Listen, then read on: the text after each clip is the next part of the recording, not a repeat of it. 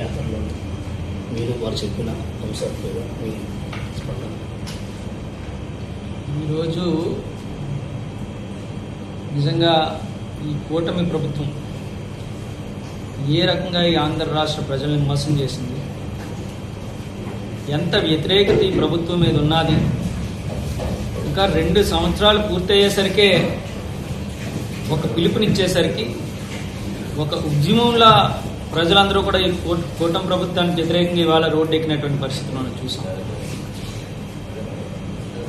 ఏదైతే మా నాయకుడు జగన్మోహన్ రెడ్డి గారు కార్యకర్తలకు కానీ నాయకులకు కానీ ఇచ్చినటువంటి ఆదేశాలు, ఈ కూటమి ప్రభుత్వం చేసినటువంటి అన్యాయాల్ని, వాళ్ళు చేసినటువంటి మోసాలని ప్రజల్లోకి తీసుకువెళ్ళాలి, ఈ కూటమి ప్రభుత్వాన్ని మనం ఎండగట్టాలి అనేటువంటి ఆయన పిలుపు మేరకు వాళ్ళు పిలుపునిస్తే మరి వాళ్ళ పెందుర్తి నియోజకవర్గం ఒక్కటే ఇంత పెద్ద ఎత్తున మరి వైఎస్ఆర్ కాంగ్రెస్ పార్టీ నాయకులు కానీ కార్యకర్తలు కానీ సామాన్య ప్రజలు కూడా పాల్గొని దీన్ని విజయవంతం చేసినటువంటి పరిస్థితి మనం చూస్తాం. ఎందుకు ఇంత వ్యతిరేకత వచ్చింది అనేటువంటిది కూడా మనం ఒకసారి ఆలోచన చేసుకోవాలి. గతంలో చంద్రబాబు నాయుడు గారి పరిస్థితి ఏంటన్నది అందరికీ కూడా తెలుసు. అనేక సందర్భాల్లో ఆయన ఇచ్చినటువంటి హామీలు కానీ, ఆయన ఏ రకంగా ప్రజలను మోసం చేసే అధికారంలోకి వచ్చిన తర్వాత మేనిఫెస్టోని ఇంటర్నెట్లో తీసి డస్ట్బిన్లో పడేసినటువంటి పరిస్థితులు కూడా చూసాం గతంలో. అయినా సరే మళ్ళీ కూటమి ప్రభుత్వం తరఫున చంద్రబాబు నాయుడు గారు మరిన్ని హామీలు ఇస్తే ప్రజలు ఎక్కడో దగ్గర ఒక ఆశపడ్డారు. ఏముంది, ఆయనకన్నా చిన్నవాడైనటువంటి జగన్మోహన్ రెడ్డి, మొదటిసారి ముఖ్యమంత్రి అయినటువంటి జగన్మోహన్ రెడ్డి గారే ఇన్ని పథకాలు ఇవ్వగలిగింది. ఇంత 40 years ఇండస్ట్రీ అని చెప్పుకునేటువంటి చంద్రబాబు నాయుడు గారు కనీసం జగన్మోహన్ రెడ్డి గారిని చూసి సిగ్గుతోనైనా ఈ పథకాలన్నీ అమలు చేస్తారేమో అనేటువంటి ఒక ఆశతో మళ్ళీ గెలిపిస్తే ఇవాళ సూపర్ 6 అనేటువంటిది శుభ్రంగా సూపర్ 0 చేసినటువంటి పరిస్థితి మనం చూస్తున్నాం. ఇవాళ 18 సంవత్సరాలు దాటితే చాలు ప్రతి ఒక్క ఆడబిడ్డకి కూడా నెలకి 1500 రూపాయలు ఇస్తామని చెప్పడం జరిగింది. నెలకి 1500 అంటే సంవత్సరానికి 18,000, 2 సంవత్సరాలకి కలిపి 36,000 రూపాయలు ఇవ్వాల్సి ఉంటే కనీసం 30 పైసలు కూడా ఇచ్చినటువంటి పరిస్థితి. అదేవిధంగా రైతుల పరిస్థితి, రైతులకి పెట్టుబడి సాయం కింద సంవత్సరానికి 20,000 ఇస్తానని చెప్పినటువంటి మరి చంద్రబాబు నాయుడు గారు 2 సంవత్సరాలకి కలిపి 40,000 ఇవ్వాల్సి ఉంటే కనీసం 7,000 నుంచి 5,000 నుంచి 7,000 రూపాయలు దాటి ఇచ్చినటువంటి సందర్భాలు లేవు.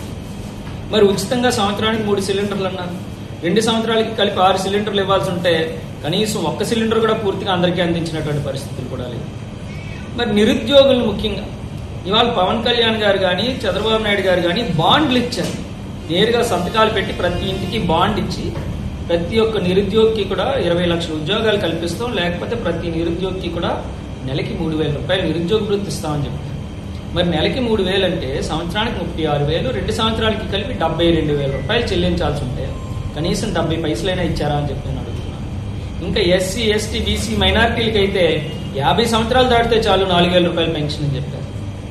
అంటే సంవత్సరానికి 48,000, 2 సంవత్సరాలకి కలిపి 96,000కి 90 పైసలు కూడా ఇచ్చినటువంటి పరిస్థితి లేదు. కొత్త పెన్షన్ మాట దేవుడు ఎరుగు, ఉన్న పెన్షన్లు కూడా తీసేస్తున్నటువంటి పరిస్థితి కూడా చూసాం. ఇలా ఏ ఒక్క హామీని కూడా నెరవేర్చలేదు.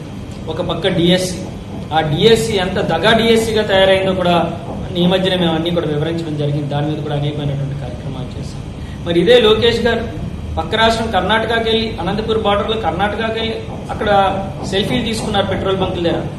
పెట్రోల్ ధరలు మా టైంలో ఎట్టి పరిస్థితుల్లో పావలా కూడా పెంచం, అవసరమైతే తగ్గిస్తామని చెప్పినటువంటి వ్యక్తి వాళ్ళు పెట్రోల్ ధరలు, డీజిల్ ధరలు ఏ రకంగా పెరుగుతుంటే కనీసం నోరు మెదకున్నటువంటి పరిస్థితి. మీకు అవకాశం ఉంది కదా, రాష్ట్ర గవర్నమెంట్ వాటాలో మీరు తగ్గించుకోవచ్చు కదా, తగ్గించే కార్యక్రమం మీరు చేయాలి. ఏ ఒక్క కార్యక్రమం రైతాంగాన్ని కానీ, విద్యా వ్యవస్థను కానీ, ఆరోగ్య వ్యవస్థను కానీ అన్ని వ్యవస్థల్ని నాశనం చేసేస్తున్నారు ఇవాళ ఈ కూటమి ప్రభుత్వం అధికారంలోకి వచ్చి. ఏ కార్యక్రమం ముందుకు చేసినటువంటి పరిస్థితి లేదు. మరి ముఖ్యంగా మనం ఏదైతే అనుకున్నామో నిన్నకు మొన్న స్టీల్ ప్లాంట్ ఘటన చాలా దురదృష్టకరమైనటువంటి ఘటన. అంతమంది ప్రాణాలు కోల్పోయి వాళ్ళ కుటుంబాలు బాధలో ఉంటే ఆ చుట్టుపక్కల ఉన్నటువంటి వాళ్ళు కానీ, ఆ కార్మిక సంఘాలు కానీ, లేదంటే అందులో పనిచేస్తున్నటువంటి వాళ్ళు కానీ కొంత ఆవేశం, బాధ అన్నది ఉంటారు. ఉన్నప్పుడు నువ్వు ప్రజాప్రతినిధిగా ఉన్నప్పుడు ఒక ముఖ్యమంత్రి కొడుకువి, నువ్వు ఒక షాడో సీఎంగా పనిచేస్తున్నావు, మంత్రిగా ఉన్నటువంటి మీరు ఏ రకంగా ఎంత ఓర్పుతో ఉండాలి? అక్కడ నీ కుటుంబం ఎవరైనా చచ్చిపోయారా? నీ కుటుంబం చచ్చిపోయారా అంటే అసలు ఆ మాటలేంటో కూడా అర్థం కాలేనటువంటి పరిస్థితి. అంటే మేము ఏదో మాట్లాడితే రాజకీయం చేస్తున్నాం అంటాం, కానీ అది సందర్భం కాదు. ఆయన మాట్లాడేటువంటి పరిస్థితులు కూడా వాళ్ళకి ధైర్యం చెప్పి వాళ్ళకి అన్ని రకాలుగా అండగా ఉంటాము అనేటువంటి భరోసా ఇవ్వడం మానేసి ఈ రకంగా చేయడం అనేటువంటిది చాలా తప్పు. ఇవన్నీ కూడా ఖచ్చితంగా ప్రజలు గమనిస్తుంటారు. రేపు మళ్ళీ రాబోయేటువంటి ఎన్నికల్లో స్థానిక సంస్థలు కానీ సార్వత్రిక ఎన్నికల్లో కానీ ఏవి ముందు వచ్చినా సరే ఖచ్చితంగా మళ్ళీ జగన్మోహన్ రెడ్డి గారు ముఖ్యమంత్రి అవడం ఖాయం. స్థానిక సంస్థలు కూడా వైఎస్ఆర్ కాంగ్రెస్ పార్టీ కైవసం చేసుకుంటుంది అని తెలియదు అని మనం ఒకసారి ఆలోచించుకోవడానికి ఇవాళ జరిగినటువంటి కార్యక్రమం నిదర్శనంగా మేమైతే భావిస్తాం. వాళ్ళు ఇచ్చినటువంటి హామీ 16 కేటగిరీల్లో ఇస్తాము అని చెప్పారు. కానీ వాళ్ళు కేవలం అది 5 కేటగిరీల బస్సులకు మాత్రమే తగ్గించినటువంటి పరిస్థితి మనం చూస్తున్నాం. పోనీ మహిళలకైనా సెపరేట్గా బస్సులు వేసి సామాన్య ప్రజానికానికి ఇబ్బంది లేకుండా మహిళలకు సపరేట్గా బస్సులు వేసి వాళ్ళకి ఇబ్బంది లేకుండా చేసేటువంటి పరిస్థితి ఉన్నా బాగుంటుంది. కానీ మొన్న నేను ఒక పెద్ద ఆవిడ దగ్గర మాట్లాడుతూ అమ్మ ఫ్రీ బస్ అది ఎలా ఉంది అసలు ఏంటి మీ స్పందన ఏంటని చెప్పాడు. ఆవిడ ఏమన్నారంటే బాబు ఫ్రీ బస్ లేకపోయినా బాగుంది, మేము ₹1 10 ఖర్చు అయిన టికెట్ తీసుకుంటే గౌరవంగా రామ్మా పక్కన కూర్చోని అనేవారు కండక్టర్ కానీ డ్రైవర్ కానీ. ఈరోజు ఏదో ఫ్రీగా ఎక్కుతున్నాం కదని ఏమా ఇలాగ కూర్చో ఎందుకలా తోసుకుంటారని చెప్పి తిరుగుతున్నాం. ఉన్న గౌరవం మా ఆడవాళ్ళ గౌరవం పోయింది బాబు. దీనివల్ల చాలా ఇబ్బంది పడుతున్నాం అని చెప్పినటువంటి పరిస్థితులు. దీనివల్ల సామాన్య పబ్లిక్ కూడా ఎంత ఫ్రీ అవ్వడం మ్యాక్సిమం అందరూ కూర్చుంటే మామూలుగా వచ్చినటువంటి విద్యార్థులు కానీ స్కూల్స్కి వెళ్ళేటువంటి పిల్లలు ఉంటారు, కాలేజీకి వెళ్ళేటువంటి యువకులు ఉంటారు, వీళ్ళందరూ కూడా చాలా ఇబ్బందులు పడేటువంటి పరిస్థితులు కూడా ఉన్నాయి. ఇప్పుడు విద్యాసంస్థ స్టార్ట్ అయిపోయిన తర్వాత పక్క రాష్ట్రంలోని ఫీజు రియంబర్షన్ ఒక విధంగా పెట్టారు. మన ఆంధ్రలో చూస్తే భారీగా ఒక స్కూల్ యూనిఫామ్ తీసుకోవాలంటే ₹10,000, బుక్స్ అయితే చిన్నపిల్లల దగ్గర నుంచి ₹6,000-8,000. దీని మీద మీరు విద్యాసంస్థల కోసం ఏమన్నా ఆ రోజు మీరు ఒకసారి ఆలోచన చేసుకుంటే జగన్మోహన్ రెడ్డి గారు ముఖ్యమంత్రిగా ఉన్నప్పుడు ప్రతి ఒక్క ప్రభుత్వ పాఠశాలని కూడా అభివృద్ధి చేస్తూ నాడు నేడు ద్వారా పిల్లలకి నాణ్యమైనటువంటి విద్యతో పాటు మంచి పౌష్టికాహారం కూడా అందించాలి అని చెప్పి అన్ని రకాలైనటువంటి సంస్కరణలు తీసుకొచ్చి ఇంగ్లీష్ మీడియం పెట్టి ట్యాబ్స్ ఇచ్చి ఐబీ సిలబస్ని తీసుకొచ్చి ప్రభుత్వ పాఠశాలని మరింతగా అభివృద్ధి చేయడం ద్వారా ప్రతి ఒక్క పేదవాడు కూడా వేలకు లక్షల ఫీజులు కట్టుకునేటువంటి పని లేకుండా ప్రభుత్వ పాఠశాలలోనే ఉన్నతమైనటువంటి చదువులు చదువుకొని ఉన్నత శిఖరాలకు ఎదగాలి అనేటువంటి మంచి గొప్ప ఆలోచనతో ఒక సంస్కరణ జగన్మోహన్ రెడ్డి గారు తీసుకొస్తే ఇవాళ ప్రభుత్వ పాఠశాలను పూర్తిగా నిర్వీర్యం చేసి ఆ చైతన్య నారాయణ సంస్థల్ని పెంచి పోషించేటువంటి కార్యక్రమం జరిగింది. ఇవాళ మనం చూసుకుంటే జగన్మోహన్ రెడ్డి గారు ముఖ్యమంత్రి ఉన్నప్పుడు ఏదైతే విద్యా కానుక ద్వారా ఆ పిల్లలకి shoes, socks, school bag, notebooks, text books, ఇంకా ట్యాబ్స్ అని ఇలా అన్ని రకాల బెల్ట్ అన్నీ యూనిఫామ్స్ అన్నీ కూడా ఇచ్చేటప్పుడు ఈసారి నేరుగా డైరెక్ట్గా అసలు విద్యా కానుక అనుకున్నది ఈ సంవత్సరం లేనే లేదని చెప్పి తేల్చి చెప్పినటువంటి పరిస్థితి కూడా ఉంది. రోజు అంటే ఒక ఇంట్లో ఒక పెద్దన్న ఉంటే ఆ చెల్లి కోసం కానీ ఆ పిల్లల కోసం కానీ ఏ రకంగా ఆలోచిస్తుంది ఆ రకంగా జగన్మోహన్ రెడ్డి గారు ఆలోచన చేస్తారు. కానీ ఈరోజు ఆ పరిస్థితులు లేవు. పూర్తిగా ప్రభుత్వ పాఠశాలలు ఇంగ్లీష్ మీడియం అనేటువంటి వినిపించకుండా చేస్తారు.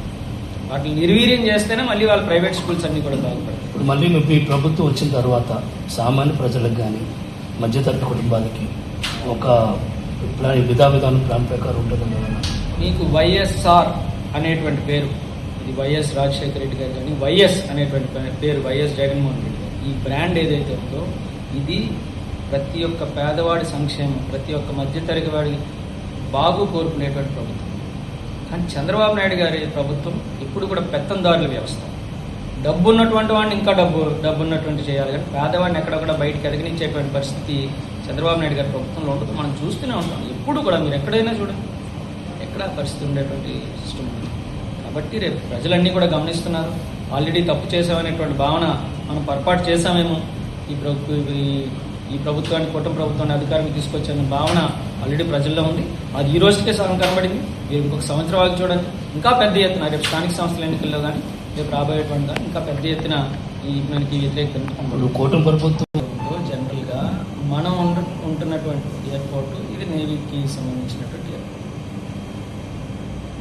వాళ్ళు జగన్మోహన్ రెడ్డి గారు ఎయిర్పోర్ట్ని అక్కడ మనం శంకుస్థాపన చేసినాడే దానికి కావాల్సినటువంటి కనెక్టివిటీ రూట్స్ ఏంటి, మన బీచ్ కారిడార్ నుంచి కనెక్టివిటీ అయ్యేటువంటి రూట్స్ కానీ ఇవన్నీ కూడా ఆ రోజు ఆయన ప్లాన్ చేయడం, వాటికి మాస్టర్ ప్లాన్ గీయించడం, అవన్నీ కూడా పొందుపరచడం కూడా జరిగింది. అవన్నీ కూడా సైమల్టేనియస్గా మన ప్రభుత్వం అధికారంలోకి వచ్చిన తర్వాత దాంతోపాటు సైమల్టేనియస్గా అవ్వాల్సినటువంటి కార్యక్రమాలు. కానీ మన దురదృష్టం ఈ ప్రభుత్వం అధికారంలోకి వచ్చిన తర్వాత అసలు ఎంతసేపు కూడా అక్కడికి వెళ్ళి సెల్ఫీలు తీసుకోవడం లేదు రీల్స్ చేసుకోవడం తప్ప ఎక్కడా కూడా దానికి కావాల్సినటువంటి మిగతా సదుపాయాలు అక్కడికి చేరుకోవడానికి కావాల్సినటువంటి సదుపాయాలు కానీ మిగతా అవసరాలు ఏంటనుకుని చూసేటువంటి పరిస్థితి కూడా కనబడట్లేదు. మీరన్నప్పుడు గాజువాక నుంచో మన ఎయిర్పోర్ట్కి వెళ్ళాలంటే ఎంత డిస్టెన్స్ మనం ఎన్ని సిగ్నల్స్ క్రాస్ అయ్యి వెళ్ళాల్సినటువంటి పరిస్థితులు ఉంటాయి. ఇవన్నీ కూడా ఆలోచన చేసుకొని దానికి తగ్గటువంటి ఫ్లైఓవర్స్ వేసుకోవాలనుకున్నారు. కానీ ఇవన్నీ కూడా వాళ్ళు జగన్మోహన్ రెడ్డి గారు తాలూకు ఆలోచన.